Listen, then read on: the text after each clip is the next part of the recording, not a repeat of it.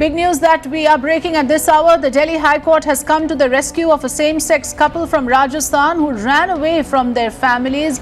The lesbian couple from Rajasthan moved Delhi High Court first, seeking protection from their families after one of their relatives threatened them with dire consequences. The High Court has directed the police now to provide protection and to ensure safety. They are now shifted to a safe house in Delhi.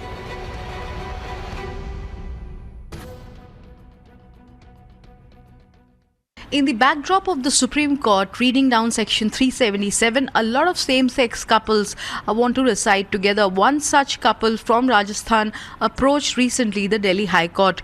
We're being joined by Mr. Anand Grover to talk a little bit about this case. And what was the difficulty that this couple was encountering?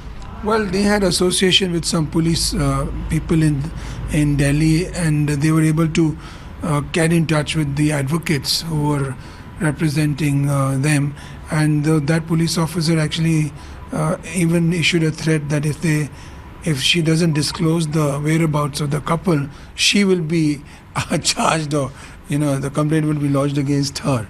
And that's what was in the petition. So the High Court has directed that issue should be investigated, and if found to be true, action should be taken against that police officer. Well, we filed a petition asking for police protection because there were threats which are imminent, and we went to the court and got an order from the High Court that they should be protected by the police as they are entitled to, because they are adults, they have consensual relationship, and nobody can interfere with their relationship. So, sir, these two ladies we've been given to believe, are they at a safe location right now in Delhi? What is the current status?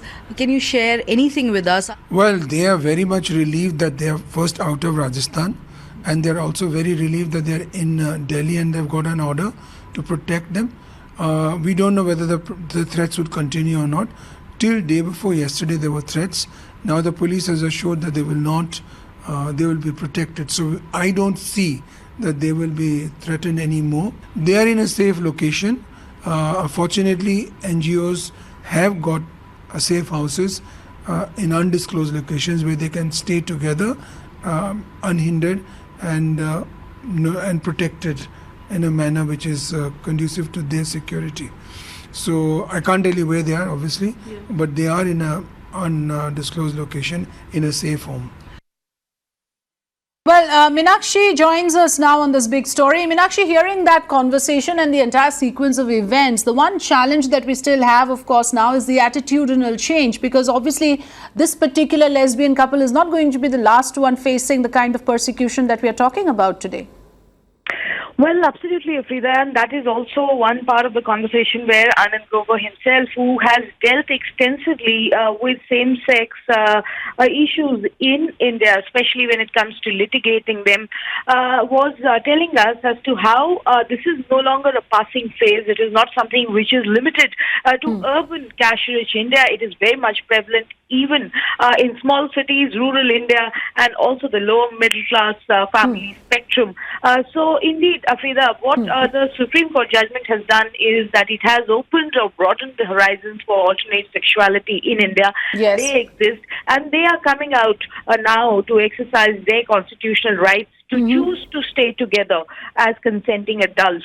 But even that is encountering, or rather running into a lot of troubled waters because of the societal and parental pressure. And that's the big question we have also extensively debated on Mirror Now as to when will now their family members, the society, begin to accept them as being normal. Yes, social acceptance, the next big challenge. Meenakshi, thanks for reporting on this.